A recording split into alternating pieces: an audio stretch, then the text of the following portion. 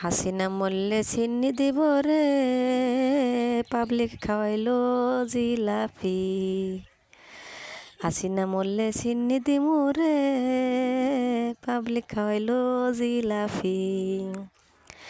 এত কিছু করলো হাসিনা, পাবলিক বহলে করলে কি? আরে এত কিছু করলো হাসিনা, পাবলিক বহলে করলে কি? হাসিনা মরলে চিনি দিমু রে, গরুর মাংস 700 টাকা কেজি।